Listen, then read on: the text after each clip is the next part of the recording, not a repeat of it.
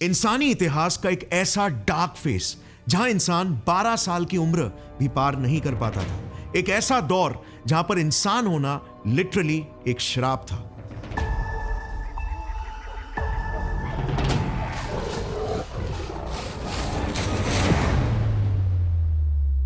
सोचो, एक भरी सुबह आप एक चिड़चिड़ी सी नींद लेकर उठते हो। कई हफ्तों से आप ठीक से सोए नहीं हो। अब आपके पूरे दिन का बस सिर्फ एक ही काम है, जिंदा रहना। अगर आपने बस अपने 13वें बर्थडे तक जिंदा रहकर दिखा दिया ना, तो आपने एक लंबी जिंदगी जी ली। यह जिंदगी किसी और की नहीं बल्कि आपके और मेरे एक खास पूर्वज की थी, जिन्होंने उस दौर को झेला जो प्रकृति का सबसे क्रूर दौर था, और जीता, और नतीजा आज हम यहां पे हैं। नवंबर 4, 1960, टांजानिया। एक 20 साल के लड़के के हाथ खुदाई करते वक्त कुछ बड़ा लगता है। जोनाथन लीकी अफ्रीका की तपती दोपहर में ओल्डुवाई नाम की जगह में खुदाई कर रहा था, अपने साइंटिस्ट माँ बाप लुई और मैरी लीकी के साथ। कितने में उसे जमीन से बाहर झांकता एक जबड़े का टुकड़ा दिखता है। यह किसी जीव के जबड़े का निचला हिस्सा दिख रहा था, जिसमें 13 दांत लगे हुए थे। थोड़ा और खोदने पर उन्हें उसी मिट्टी में से खोपड़ी के 2 पीसेस और हाथ और उंगलियों के 21 पीसेस बरामद हुए। फिर इन्हीं हड्डियों को जमा करके रिक्रिएट करने पर यह कंकाल किसी इंसान जैसे जीव का लग रहा था, क्योंकि इसकी उंगलियों की बनावट इंसानों से काफी मेल तो खा रही थी, बट एग्जैक्टली हमारे जैसी नहीं थी। और इसीलिए फिर पापा लीकी ने अपने साथ कुछ और साइंटिस्ट को जोड़ा और एक लैब में इस कंकाल का एंथ्रोपोलॉजिकल एनालिसिस करना शुरू कर दिया, इसके पीछे की कहानी को जानने के लिए। सबसे पहले तो सोफिस्टिकेटेड पोटेशियम आर्गॉन डेटिंग से एग्जैक्टली पता चला कि यह जीव आज से कुछ 18 लाख साल पहले मरा था। फिर उस जीव के जबड़ों से पता चल रहा था कि उसके दांत पूरी तरीके से मैच्योर भी नहीं हुए थे, विजडम टूथ भी बाहर नहीं निकला था। उसके रिस्ट के बोन से यह पता चला कि उसके ग्रोथ प्लेट्स भी पूरी तरीके से हड्डी में ट्रांसफॉर्म नहीं हुए थे, जो सारे सबूत ये इशारा कर रहे थे कि इस जीव की मौत लगभग 11 से 12 साल की उम्र में हो गई थी। मगर इसके हाथों की बनावट कुछ ऐसी थी कि इंसानों की तरह अपने दूसरे फिंगर्स से अपने थंब के पैड्स को इजीली टच कर सकता था, विच बेसिकली मेंट कि ये कॉम्प्लिकेटेड मोटर मूवमेंट्स जैसे हथियार बनाना भी कर सकता था। अच्छा, अब जब कोई जीव ऐसे कॉम्प्लिकेटेड मोटर मूवमेंट्स कर सकता है, तो उसके ब्रेन का साइज भी एक एवरेज मंकी या चिंपैंजी से ज्यादा बड़ा होना चाहिए, राइट? इसके स्कल के इस बड़े से सेंटर के टुकड़े पेराइटल बोन से यह चीज भी वैलिडेट हो गई, कंफर्म हो गई कि इस जीव के दिमाग का साइज कुछ 600 से 710 क्यूबिक सेंटीमीटर्स के रेंज में था। एक चिंपैंजी का ऑन एन एवरेज 400 सीसी होता है, और आपके और मेरे जैसे इंसान होमो सेपियन का 1350 सीसी ऑन एवरेज। अच्छा, अब एक और बड़ा सबूत हमें तब मिला जब रिसर्च के दौरान ही लीकी फैमिली के हाथ इसी जीव का एक और कंकाल लग गया, OH8, जिसका एक पूरा अक्खा पांव हमें मिला, सजेस्टिंग कि इसकी हाइट लगभग 3 से 4 फुट हुआ करती थी। इस पांव की सोफिस्टिकेटेड बनावट भी एक और गवाह बनी कि यह जीव जरूर इंसानों की ही तरह 2 पांव पे चल सकता था। यह जरूर इंसानों का ही कोई पूर्वज लग रहा था, और इसीलिए इसे नाम दिया गया होमो हेबिलिस। होमो यानी ह्यूमन एंसेस्टर, और हेबिलिस मतलब हैंडीमैन, जो हाथों का बखूबी यूज कर सकता था। मगर वंस अगेन इस नए मिले कंकाल की भी मौत की उम्र बस सिर्फ 12 से 15 साल की ही निकल कर आई। ये जीव आखिर था कौन, और इनकी 12 से 13 साल की नाजुक उम्र में ही मौत के पीछे की क्या कहानी थी? Guys, before we move ahead, एक बहुत बड़ी खुशखबरी। मैं नॉर्थ पोल को छूने जा रहा हूं, वो भी एक न्यूक्लियर आइस ब्रेकर शिप में। एक्सट्रीमली कम लोग आज तक इतिहास में नॉर्थ पोल को छू पाए। अगर आपको भी मेरी जर्नी को फर्स्ट हैंड एक्सपीरियंस करना है, तो इंस्टाग्राम में मैं डेली स्टोरीज अपलोड करने वाला हूं। नॉर्थ पोल को सिर्फ छूने का ही प्लान नहीं है, बल्कि ठंडे बर्फीले पानी में डाइव करने का भी प्लान है। So let's see how it goes. I am extremely excited for this unique adventure. इस आईडी पर आप जल्दी से फॉलो कर लो and stay connected for my biggest expedition so far to the North Pole. मैं पूरी कोशिश करूंगा कि आपको भी ऐसा फील हो कि आप भी मेरे साथ वहां पर हो, और साथ में हम बहुत कुछ नया सीखेंगे भी। So follow Gaurav Z Thakur on Instagram. See you over there. Now let's get back to our main topic. जो इंसान हथियार बना सकता था, वो इतनी कम उम्र में आखिर कैसे मर रहा था? सच्चाई तो कहानी से भी कहीं ज्यादा अटपटी तब लगने लगी जब कुछ और सालों में इसी जीव के कई और अवशेष जगह जगह पर डिस्कवर होने लगे, और अर्ली 2000s तक हमने इसी होमो हेबिलिस के 26 प्लस स्केलेटल रिमेन्स इकट्ठा कर लिए थे। अब वक्त था इन सभी कंकालों को एक जगह पर लाकर स्टडी करने का, जो शायद इसी जीव के बारे में कुछ और नए राज खोल सकता था। Paleoanthropologist Laura Monica Martinez exactly इसी पल का बेसब्री से इंतजार कर रही थी। इन्होंने अपनी जिंदगी भर की मेहनत कुछ खास किस्म के स्किल्स और नॉलेज हासिल करने में लगा दिया था। फिजिकल एंथ्रोपोलॉजी यानी इंसानी और हमारे बंदर पूर्वजों के शरीर के स्ट्रक्चर्स की डीप समझ को हासिल करना। डेंटल माइक्रोवेयर एनालिसिस यानी कि किसी मरे हुए जीव के सिर्फ दांतों से ही उसके खाने, उसके एनवायरनमेंट और उसकी एज का पता लगा लेना। और टेफोनमी यानी कि एक मिलियंस ऑफ ईयर्स पुरानी डेड बॉडी से जरूरी इंफॉर्मेशन कैसे निकालना है, वो नॉलेज और स्किल। बेसिकली एक प्राचीन जीव का पोस्टमार्टम करना। इन शॉर्ट, इनके पास वो सारे स्किल्स थे लाखों साल पुराने अवशेषों में से किसी टूटे हुए हार्ड ड्राइव की तरह उसमें से सारा डेटा रिकवर करने का, एक टूटे हुए कैसेट की अनसुनी और अधूरी कहानी को पूरा करने का। और अपने कुछ कॉलीग साइंटिस्ट के साथ मिलकर इन्होंने ईस्ट अफ्रीका से 20 होमो हेबिलिस जीव के 116 परमानेंट टीथ मंगवाए और यूनिवर्सिटी ऑफ बार्सिलोना में अपना रिसर्च शुरू कर दिया। अब एक 18 लाख साल पहले मरे जीव के सिर्फ एक दांत से उसकी एज का कैसे पता लगाया जा सकता है? Well, number 1, enamel erosion. Just for example, मेरे पास 2 कैट्स हैं। एक 9 मंथ्स का कैट स्नो जिसके दांत व्हाइट है और एक 5 इयर्स का कैट सिम्बा जिसके दांत येलो है। एज के साथ साथ दांतों का एनामल जो व्हाइट शाइन देता है इरोड होता है और अंदर का येलो डेंटिन दांतों में पीला अपीयरेंस देने लगता है। अब ह्यूमंस और होमिनिड्स में यानी हमारे एंसेस्ट्रल बंदरों में रफली ये wear rate 2.21 millimetres per year for canines होता है और 0.61 millimetre for year for other teeth, जो इस जीव के हिसाब से एडजस्ट किया गया टू कैलकुलेट एज। नंबर 2, जब हम खाना चबाते हैं तब हमारे बकल एरिया के यानी कि यहां के दांतों में माइक्रो स्क्रैचेस आते हैं। इन स्क्रैचेस को अगर एक पावरफुल माइक्रोस्कोप से देखा जाए तो जितने ज्यादा स्क्रैचेस होंगे उतनी ज्यादा एज निकल कर आती है। फिर नंबर 3, इस पूरे डेटा को कैलिब्रेट किया गया बाकी इंसानों और होमिनिड्स के जेनेटिक, फूड हैबिट्स और दांतों के डेटा से। सेकेंडली, पॉपुलेशन रिकॉर्ड से और उसी दौर और एनवायरनमेंट के हिस्टोरिकल रिकॉर्ड्स के साथ। और अंत में इस पूरे कैलकुलेशन को कंप्यूटर्स के साथ क्रॉस वेरीफाई किया गया। और इसी रिगरस मेथोडोलॉजी से रिसर्च करने के बाद जो सच्चाई बाहर निकल कर आई, पूरे इंसानी इतिहास में हमने ऐसा कभी नहीं देखा। 20 के 20 कंकालों के सैंपल्स की एवरेज एज बस महज 12.8 ईयर्स निकल कर आई।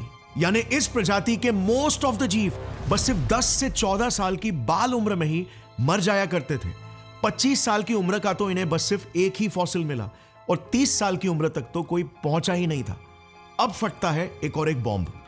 3 बच्चों के 5 टीथ सैंपल्स तो इन्होंने रिसर्च में लिए ही नहीं थे क्योंकि वो मिल्क टीथ थे, वरना एक्चुअल सैंपल साइज 23 का था। और इसी रिसर्च पेपर में इन्होंने ये भी कन्फेस किया कि इस रिसर्च में ना चाहते हुए भी एक सिलेक्शन बायस हो गया, क्योंकि जो सैंपल्स हम तक पहुंच पाए वो तो सिर्फ उन्हीं मैच्योर इंडिविजुअल्स के थे जो 1.8 मिलियन सालों तक टिके रहे। इन्फेंट मोर्टालिटी का क्या? 2 से 3 साल के छोटे बच्चों का क्या? उनके कंकाल तो हम तक पहुंच भी नहीं पाए, जो एवरेज एज को और भी ज्यादा गिरा देते, मे बी 8 या 9 पर ला देते। Now this was huge and unsettling. हमारा ये पूर्वज ऐसे कौन से दौर और परिस्थिति में जी रहा था जहां उन्हें जान का इतना बड़ा खतरा था? ऐसे कौन से खूंखार जानवर थे जिनके आगे ये जीव अपने हथियार बनाने वाले हाथों और बड़े दिमाग के साथ भी नहीं जीत पाता था? क्यों उस दौर में प्रकृति ही शायद इसकी सबसे बड़ी दुश्मन बन गई थी? वेल, आने वाले सालों में कई साइंटिस्ट ने इस पर काम किया और तब कहीं जाकर यह पहेली सुलझी। चलो समझते हैं इनकी सच्चाई शुरुआत से। इस ह्यूमन एवोल्यूशन के चार्ट को जरा देखना। सहेलांथ्रोपस चैडेंसिस, यह वो पहला जीव था जिसने लगभग 70 लाख साल पहले हमें चिंपैंजीज की नस्ल से अलग किया। यह हमारा वो सबसे प्राचीन रिश्तेदार था जो चिंपैंजीज का सबसे करीबी भाई था, क्योंकि ये और चिंपैंजीज एक ही कॉमन एंसेस्टर से निकले थे। मगर इनके दौर में, यानी कि आज से 70 लाख साल पहले लेट मायोसीन पीरियड में, हमारी पृथ्वी कुछ ऐसी दिखती थी। डायनासोर्स के समय से ये काफी बदल चुकी थी। मेजर कॉन्टिनेंट्स बन चुके थे और मौसमों का सिलसिला चालू हो चुका था। उसी दौर में वेस्टर्न अफ्रीका के चैड देश की जमीन आज की तरह बंजर रेगिस्तान नहीं, बल्कि हरियाली से भरी एक खिलखिलाती दुनिया हुआ करती थी। एक ऐसी दुनिया जो सारे एप्स के लिए किसी स्वर्ग से कम नहीं था।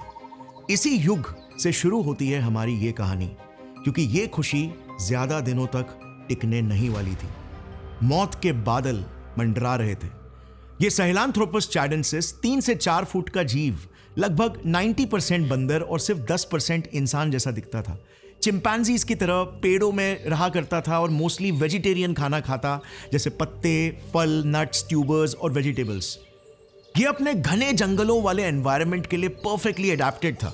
इवन दो इसका दिमाग चिंपैंजीज से छोटा था, 320 से 380 क्यूबिक सेंटीमीटर्स, और केनाइंस भी वेजिटेरियन होने की वजह से छोटे थे, बट फिर भी लंबे पेड़ और घने जंगलों के होते हुए कौन ही परभक्षी इसे छू भी सकता था। अब जरा इस इमेज को देखना। सहेलांथ्रोपस की spinal cord opening foramen magnum इंसानों की तरह इसके खोपड़ी के सेंटर की तरफ है। इसका मतलब ये 2 पांव पर चल पाने के काबिल हो रहा था, बट एकदम बेसिक लेवल पर, लेट्स से सिर्फ 10 से 20% टाइम्स। मगर ये one of the major structural proof है कि ये जीव इंसान बनने की दिशा में निकल पड़ा था। कई लाख साल इसने इस हरे भरे स्वर्ग में खुशी से बिताए, और फिर समय का पहिया घूमता है और आज से 70 से 40 लाख साल पहले प्रकृति एक खूनी बदलाव लेकर आती है। टेक्टोनिक प्लेट्स हिलने लगते हैं, मौसम अजीब रंग दिखाने लगा। गर्म और ट्रॉपिकल पृथ्वी अब अचानक से 4 से 5 डिग्री ठंडी होने लग गई। बारिश की कमी और मौसम ड्राई होने लगा। हवा में ऑक्सीजन और कार्बन डाइऑक्साइड की मात्रा गिरने लगी, और इन सब का कंबाइंड असर कुछ ऐसा पड़ा कि हरे भरे जंगल अब ऐसे ड्राई ग्रासलैंड्स में तब्दील होने लग गए। एक झटके में प्रकृति ने सहेलांथ्रोपस को स्ट्रिप नेकेड कर दिया और मानो कहा कि अब पेड़ों पर छुपकर और कमजोर बनकर आप नहीं जी सकते, असल मैदान में उतरना ही पड़ेगा, जो खूंखार और भूखे जानवरों से भरा पड़ा था। आइदर सर्वाइव और डाई।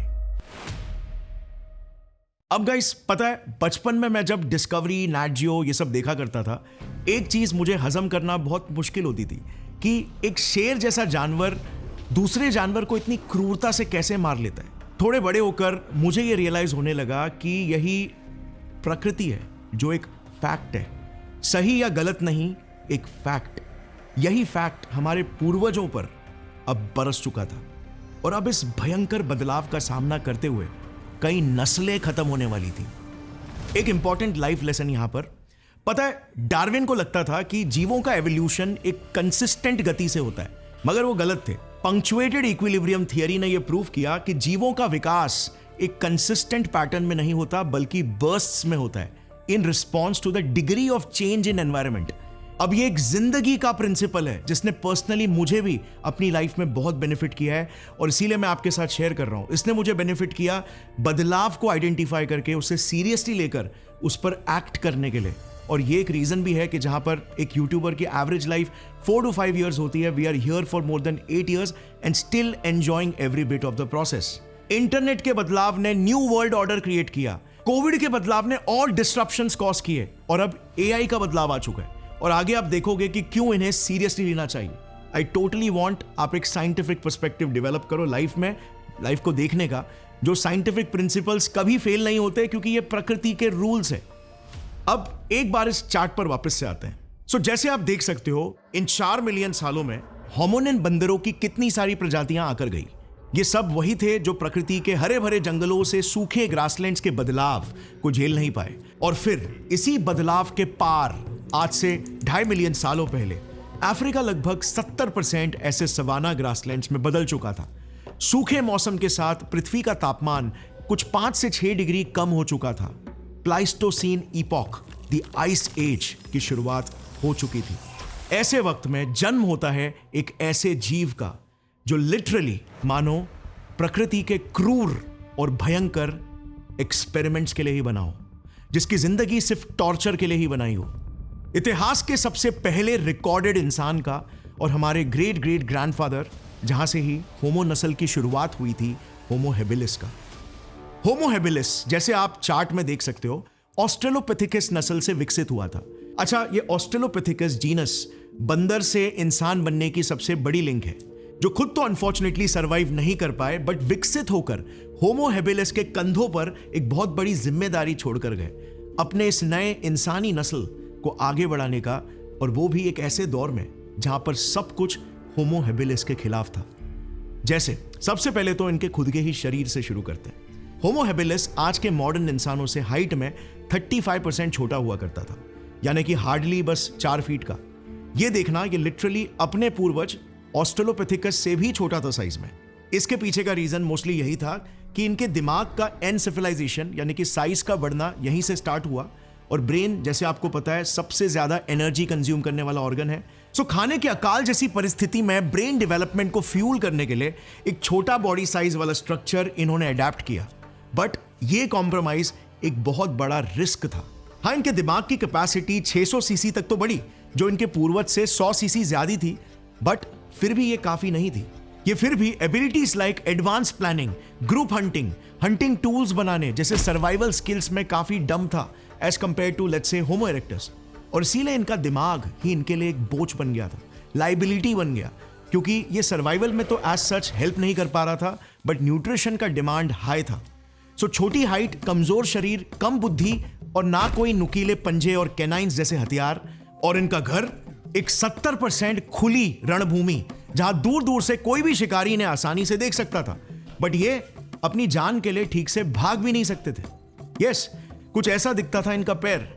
नोटिस इनमें हमारे पैरों की तरह स्प्रिंग फुट आर्क ना के बराबर है, जिस वजह से ये ज्यादा दूरी तक भाग भी नहीं पाते, क्योंकि स्प्रिंग आर्क्स जॉइंट्स पर से प्रेशर को हटाते हैं, जिससे लॉन्ग डिस्टेंस भागना ज्यादा आसान और एनर्जी एफिशिएंट हो जाता है। जिस ट्रेट ने इनके ही भाई और हमारे दादाजी होमो इरेक्टस को एक्सट्रीम एडवांटेज दिया। और आज का मॉडर्न इंसान शायद बिलीव नहीं करेगा, बट वो 45 किलोमीटर तक भाग सकते थे एट स्ट्रेच, मगर हेबिलिस सिर्फ 1 से 2 किलोमीटर मुश्किल से भाग पाता था, और छोटी पिग्मी जैसी टांगों की वजह से तो ये तेज भी नहीं भाग पाता था। इसकी मैक्स स्पीड बस सिर्फ 20 से 25 किलोमीटर पर आवर थी, विच इज नथिंग, वो भी एक ऐसे एरिया में जहां पर इजीली 10 किलोमीटर के दायरे में 6 से 7 खूंखार परभक्षी घूमते हो, जिनकी स्पीड इजीली इनसे डबल थी। So no speed and no stamina, a big terrestrial disadvantage. और उस समय के जो शिकारी थे वो शिकारी नहीं, लिटरली मॉन्स्टर्स थे। Just to give you a hint, आज अफ्रीका में लायंस, लेपर्ड्स, क्रोकोडाइल्स जैसे 5 से 6 एपेक्स प्रेडिटर्स हैं। उस वक्त 14 से 15 थे, यानी 2.5 से 3 गुना ज्यादा, और सब के सब मॉन्स्टर्स जैसे दिखते थे। इनकी तारीफ मैं कुछ ही देर में डिटेल में करने वाला हूं, मगर उससे पहले मे भी आप सोचो कि उस दौर में तो यार 30% एरिया रफली बचे कुचे पेड़ थे, राइट? सो वहां पे तो ये सेफली रह सकते थे। वेल, इसे देखना, ये एक रियल होमो हेबिलिस की खोपड़ी है, जिसका देखना राइट साइड वाला हिस्सा कैसे डिसफिगर्ड हो गया है। अच्छा चांस है ये एक पेड़ से गिरने वाली इंजरी है। फॉसिल रिकॉर्ड्स हमें यह बताते हैं कि प्रकृति ने होमो हेबिलिस के साथ एक बहुत ही भद्दा मजाक खेला, क्योंकि इन्हें ना तो पूरी तरीके से जमीन पर जीने लायक बनाया, जिसे टेरेस्ट्रियल एडेप्टेशन कहते हैं, और ना ही इन्हें पेड़ों पर जीने लायक बनाया, जिसे आर्बोरियल एडेप्टेशन कहते हैं। इन्हें लिटरली बीच का बंदर बना के छोड़ा। नो पन इंटेंडेड। आई मीन, कहां से शुरू करूं? ये देखना, ये लेफ्ट साइड वाले इमेजेस में सारे होमोनिन्स के हाथ है, और राइट साइड वाले इमेज में उनकी उंगलियों की हड्डी का कर्व है। इन्हें फेलांजेस कहते हैं। पेड़ पर चढ़ने वाले जानवरों की हाथों की हड्डियां ज्यादा कर्व्ड होती है, जो इन्हें स्ट्रॉन्ग ग्रिप देता है, मगर इंसान जैसे जमीन पर अडेप्टेड जीव की काफी फ्लैट होती है। होमो हेबिलिस के फेलांजेस के कर्व को अगर आप देखोगे तो ये कहीं बीच में आता है। ऑल्सो इनका थंब प्लेसमेंट देखना, वंस अगेन हेबिलिस कहीं पर बीच में अटका हुआ है। ना बाकी के एप्स की तरह ठीक से लटक सकता था, और ना ही बाकी होमोस की तरह ठीक से हथियार बना सकता था।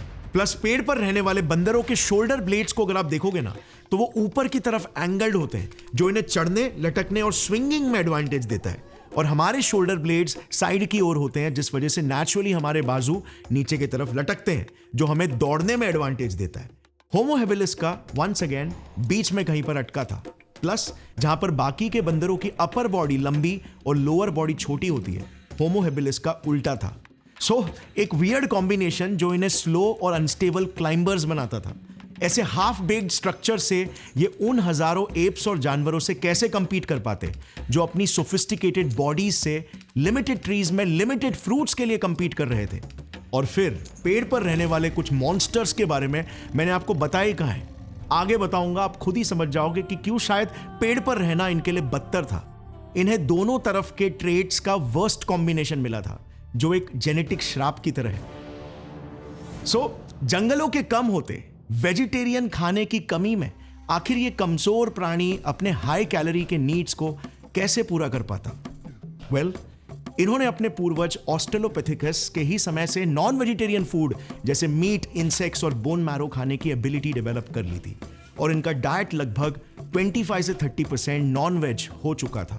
अब जाहिर है ऐसे हाइट, बॉडी और बुद्धि के साथ ये कोई शिकारी तो नहीं थे, इसीलिए मोस्टली ये स्कैवेंजिंग करते थे।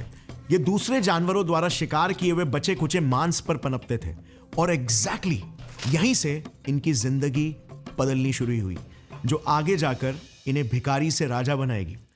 प्रकृति ने उछाला एक ऐसा सिक्का जिसके दो जिंदगी बदलने वाले पहलू निकलकर सामने आए। एक जो इन्हें संपन्नता के रास्ते पर लेकर जाने वाला था और दूसरा जो इन्हें मौत की खाई में गिराने वाला था। मैं बात कर रहा हूं कोऑपरेशन और कंपटीशन की। देखो, आज हम इंसान जो यहां तक पहुंचे हैं, राजा बन गए, इसके पीछे का the biggest without any doubt reason रहा है हमारा कोऑपरेशन, यानी साथ मिलकर काम करना। और हमारे स्कैवेंजिंग की ही फितरत ने हमारे पूर्वजों को सबसे ज्यादा करीब लाया। स्कैवेंजिंग एक हाईली रिवॉर्डिंग एक्टिविटी है जो एक कमजोर जीव अकेले कर ही नहीं सकता। इसमें कई चैलेंजिंग स्टेप्स हैं, जैसे कार्कस को लोकेट करना, नंबर 2 दूसरे परभक्षी का ध्यान भटकाना, नंबर 3 उनकी आंखों के नीचे से मांस चुराना, और नंबर 4 फटाफट अपना हिस्सा निकालकर वहां से सुरक्षित सिंगल पीस में रवाना हो जाना। यह काम कोई सिंगल इंसान का नहीं बल्कि छोटे कोऑर्डिनेटेड ग्रुप्स का था, क्योंकि ज्यादा आंखें, ज्यादा हाथ, ज्यादा प्रोटेक्शन और फास्ट एक्शन। इसी वजह से साइंटिस्ट ये बिलीव करते हैं कि बेसिक कम्युनिकेशन मेथड्स जैसे primitive sound, sign languages, gestures का भी अच्छा खासा डेवलपमेंट इसी दौर में हुआ, क्योंकि इनके स्कल फॉसिल्स के एंडोक्रीनियल कास्ट से पता चला कि इनके ब्रेन का ये पर्टिकुलर हिस्सा, ब्रोकाज एरिया, जो स्पीच और कम्युनिकेशन के लिए रिस्पॉन्सिबल है, फेयरली डेवलप्ड था। सो स्कैवेंजिंग की मजबूरी ने हमें वरदान दिया कोऑपरेशन का, बट साथ ही में हमें मिला श्राप कंपटीशन का, बहुत बड़ा श्राप। क्योंकि पता है इस नए खाने के लिए हमें किन के साथ कंपीट करना पड़ रहा था? मॉन्स्टर्स के साथ, जैसे ये जायंट हाइनास। ये देखना इनका साइज एक एवरेज इंसान के सामने। आज के हाइनास इनके सामने पालतू कुत्ते लगते हैं। ये सिर्फ स्कैवेंजर्स ही नहीं थे बल्कि शातिर शिकारी भी थे, जो झुंड में मिलकर अपने शिकार का स्लोली पीछा करते, फिर उसे थका थका कर मारते थे। इनके जबड़े इतने मजबूत हुआ करते कि ये राइनोस तक की हड्डी को क्रश करके मैरो को निकाल लेते। हेबिलिस तो इनके लिए वेफर्स की तरह थे। अब इस जीव को जरा देखना। ये एक तेंदुए से 1.5 गुना बड़ा जीव, एक स्पेशलाइज्ड प्राइमेट किलर था, sabre tooth cat Dinofelis. Homo habilis जैसे प्राइमेट्स तो इनका फेवरेट फूड हुआ करते थे, मगर इसके लंबे नुकीले दांत गले दबोच के कैरोटिड आर्टरी को पंक्चर करने के लिए नहीं बने थे, बल्कि सीधा खोपड़ी चूर करने के लिए बने थे। ये देखना, ये एक हमारे ही कजिन पैरांथ्रोपस की खोपड़ी का पार्ट है। इसमें ये 2 नुकीले पंक्चर जैसे मार्क्स आपको दिख रहे हैं ना, ये देखो इसी जीव के हैं जो खोपड़ी को क्रैक करके सीधा दिमाग पंक्चर कर देता था। और सबसे डरावनी बात, ये पेड़ पर भी चढ़ सकता था और एकदम से सरप्राइज अटैक लॉन्च कर देता था।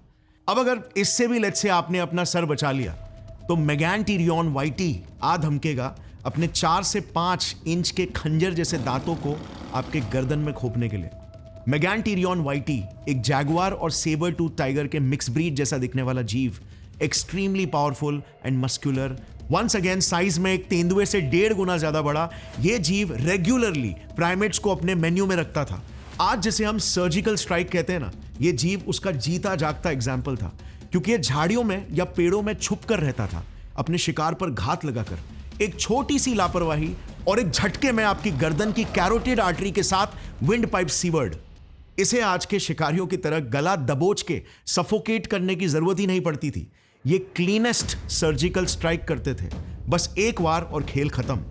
अब उस वक्त तेंदुए भी आ चुके थे, जो आज के तेंदुए से ज्यादा बड़े तो थे ही, मगर अब सोचो वो 30% जंगली एरिया कितना सेफ होता होगा। पेड़ चढ़ने में अगर हेबिलिस स्कूल जा रहे थे तो तेंदुए उस स्कूल के प्रिंसिपल थे। ये देखना, एक होमो हेबिलिस के ही पैर की हड्डी टिबिया, इसमें ये पंक्चर का मार्क, ये एक तेंदुए के दांतों से मैच करता है। सो अच्छा चांस है कि ये हेबिलिस भागते हुए पेड़ चढ़ रहा हो और तेंदुए ने तेजी से ऊपर चढ़ के इसकी टांग को दबोच लिया हो। या ये किसी हाइना का भी बाइट मार्क हो सकता है, जो हड़बड़ी में भाग रहा हो अपनी जान बचाकर जंगल के राजा से। सो अब तक बताए गए जीव अगर आपको मॉन्स्टर्स लगे, तो इन सबके डैडी तो आना बाकी है, जो रोब से अफ्रीका की जमीन के चक्कर काटते थे अपने पूरे कबीले के साथ। पैंथेरा लियो फॉसिलिस, द मॉसबैक लायन, एक 500 किलो का जायंट लायन जो आज के जंगल के राजा से साइज में डबल और एक्सट्रीमली मस्कुलर था। अब पता है एक अकेले भूखे मेगांटीरियन के सरप्राइज अटैक से कई ज्यादा डरावनी चीज क्या है? द मॉसबैक लायन के पूरे झुंड का आपके पीछे पड़ जाना। मॉसबैक लायंस एक्सट्रीमली कोऑर्डिनेटेड ग्रुप्स में शिकार करते थे, जो इवन आज के लायन से बड़े और ज्यादा कोऑर्डिनेटेड होते थे। हेबिलिस बेचारा कहां अपने 20-25 किलोमीटर के टॉप स्पीड से इनके 3 गुना ज्यादा स्पीड को मैच कर सकता था। अब जमीन पर ऐसे कई और परभक्षी थे। हेबिलिस की गलती सिर्फ यही थी कि इसने आइस एज में जन्म लिया, जब चारों ओर सारे जानवर जायंट्स थे, शिकारी भी और यहां तक कि शिकार भी। जैसे ये अफ्रीकन बफेलोज, पेलोरोविस एंटीक्यूस, जायंट मूज, सिवथेरियम, जायंट हिप्पोपोटामस गोरगोप्स, जायंट एंटेलोप, हिप्पोट्रेगस गाइगास। सो अगर ऐसे जायंट और फेरोशियस एनिमल से लैंड भी सेफ नहीं और पेड़ भी सेफ नहीं, तो ऐसे में हेबिलिस का शांत दिखते हुए पानी की ओर जाना बहुत ही नेचुरल था। बट इन्हीं साफ पानियों में छुपा होता एक ऐसा जीव जिसे आई बेट आपने डायनासोर्स के बाद कभी नहीं देखा होगा। एक 8 मीटर लंबा 1 से 1.2 टन के वजन वाला एक राक्षस मगरमच्छ, Crocodylus थॉर्पजार्नारसोनी, the man eating crocodile. शांत पानी में कोई भी जीव अपनी प्यास बुझाने आया और इसने बस एक बार दबोच लिया अपने 16,000 न्यूटन के बाइट फोर्स से। आप कहीं नहीं जा रहे जब तक ये डेथ रोल करके आपके उस अंग को शरीर से अलग ना कर दे, और फिर आप जा रहे हो सीधा पानी के अंदर, जहां से सीधे इसके पेट में। इन फॉसिल्स को जरा देखना, ये एक होमो हेबिलिस के ही पैरों की हड्डियों पर मगरमच्छ के दांतों के गहरे पंक्चर मार्क्स हैं। हमें कई सबूत मिले हैं जो ये बताते हैं कि प्राचीन होमोनिन्स रेगुलरली इनका शिकार बना करते थे। अब पानी तो चैन से पी ही नहीं सकते थे, मगर ऊपर आसमान में देखकर चैन की सांस भी नहीं ले सकते थे, क्योंकि अक्सर आसमान में घात लगाकर मंडराते रहते ये मॉन्स्ट्रस प्रेडेटरी बर्ड्स, जैसे अफ्रीकन क्राउन्ड ईगल। इनके साइज को जरा देखना, 6.5 फुट लंबे इंसान जितना इनका विंग स्पैन था। ये आसानी से छोटे बंदरों और यंग हेबिलिस का शिकार किया करते। जैसे एक 3 साल के ऑस्ट्रेलोपिथेकस अफ्रीकानस बच्चे की खोपड़ी हमें मिली, जिसमें इस बड़ी चील के पंजों के निशान मिले। फिर ये 3 से 4 मीटर बड़े जायंट वल्चर्स। इन सभी मॉन्स्टर्स का सामना एक स्कूल बॉय जैसे शरीर वाला जीव आखिर कैसे कर पाता? सो आखिर अंत में हुआ क्या हेबिलिस के साथ? कैसे इसकी मौत की कहानी आज हमारे रगों में, हमारे डीएनए में दौड़ रही है? वेल, लीडिंग थियरी के हिसाब से होमो हेबिलिस का एक ब्रांच एवोल्यूशनरी प्रेशर्स की वजह से विकसित हुआ होमो इरेक्टस में। आज से 1.9 मिलियन से 1.5 मिलियन सालों पहले हमारे दोनों पूर्वज के वेरिएंट्स होमो हेबिलिस और होमो इरेक्टस एक ही ज्योग्राफिकल एरिया शेयर करने लगे, मगर होमो इरेक्टस वाले वेरिएंट साइज में, दिमाग में, काबिलियतों में और टेक्नोलॉजी में होमो हेबिलिस को आउट कंपीट करने लगे। एक दूसरी थोड़ी लेस पॉपुलर थियरी भी है जो ये बोलती है कि हेबिलिस और इरेक्टस दोनों एक्चुअली में कजिन्स थे और एक ही कॉमन ऑस्ट्रेलोपिथेकस एंसेस्टर से निकले थे। बट एक चीज तो बिल्कुल तय है कि होमो हेबिलिस इंसानी प्रजाति की सबसे पहली चिंगारी थी, और होमो इरेक्टस फिर वो आग बनी जो तेजी से फैली। And literally by the way, क्योंकि आग की डिस्कवरी भी होमो इरेक्टस ने ही की थी, और सबसे पहले अफ्रीका से बाहर भी होमो इरेक्टस ही फैले, होमो प्रजाति को अमर बनाते हुए, जिसके बाद जैसे आप इस चार्ट में देख सकते हो विकसित होकर फाइनली इस दुनिया में हम आ पाए। Now just think about it, हमारे पर दादाओं के दुश्मन एग्जाम्स नहीं हुआ करते थे, या खड़ूस बॉस नहीं हुआ करता था, या ट्रैफिक जैम्स नहीं, वो शेर से दुगने बड़े भाले जैसे दांतों वाले मॉन्स्टर्स हुआ करते थे। मगर फिर भी हमने सरवाइव करके दिखाया, ताकत के बल पर नहीं बल्कि बुद्धि के बल पर। उस वक्त भी साइंस था, किताबों में नहीं बल्कि हमारे इंस्टिंक्ट्स में, उस पहले हाथ से बने हथियार में, पहली आग की चिंगार में, मिलजुल कर किए गए शिकार में, जिसने हमें सरवाइव कराया और आज विकसित होकर हमें दुनिया का एपेक्स लीडर बनाया। वो साइंस ही है जो एक इंसान के तरक्की की निशानी रही है, लाखों साल पहले भी और आज भी। बट पता है एक चीज जो मैं सबसे ज्यादा हेट करता हूं, कि आज भी साइंस को बस सिर्फ एक सब्जेक्ट की तरह देखा जाता है। But science is not a subject, बल्कि science is life, and this is the psycho mindset. You'll understand this very soon. But don't leave just yet. Instagram पे गौरव जेड ठाकुर को फॉलो करना मत भूलना. नॉर्थ पोल की एंटायर जर्नी, पूरे expedition को मैं डॉक्यूमेंट करने वाला हूँ स्टोरीज के फॉर्म में. I want you over there just so that you can also feel that you are travelling right with me over there. So जल्दी आ जाओ Gaurav Z Thakur Instagram handle पर. Thanks for watching. जय हिंद.